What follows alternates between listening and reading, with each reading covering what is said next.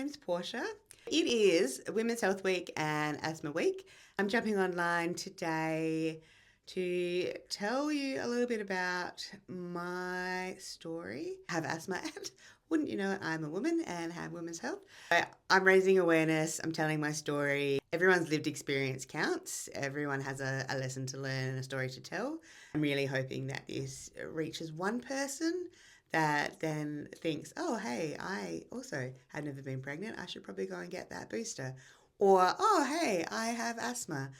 Yeah, in an emergency, I can't catch my breath, so I definitely can't speak for myself. Maybe I should look into what supports I can put in place. As an asthma sufferer and someone who deals with polycystic ovary syndrome and how that has kind of most recently this year had a pretty significant impact on my life. Polycystic ovary syndrome has led me to a life where I'm not naturally able to have children.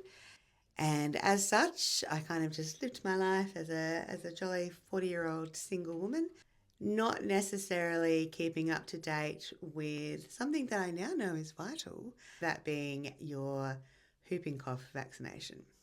Consequently, I picked up whooping cough in February this year.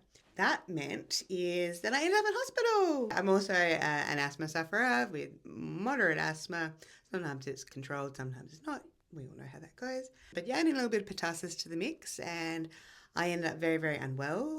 Thankfully, was smart enough to call myself an ambulance. Now, of course, I'm a MedicAlert member, and I wear my MedicAlert bracelet every day, thankfully.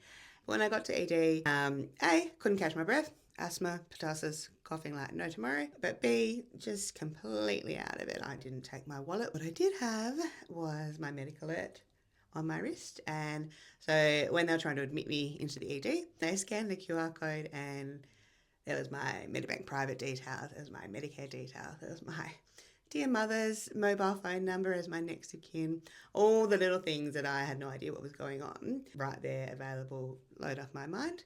And I was then able to concentrate on the fact that I felt like I was dying. I obviously recovered and made it back home. That's when I realised that I miss out on that education not being part of the traditional woman's journey in life. So, I'm hoping today tell my story, raise a bit of awareness. You don't know what you don't know, and people that have different conditions, chronic conditions, acute conditions, living through different scenarios, we all need to raise our voices and share our lived experience wherever we can, because it's going to help someone else, whether you realise it or not.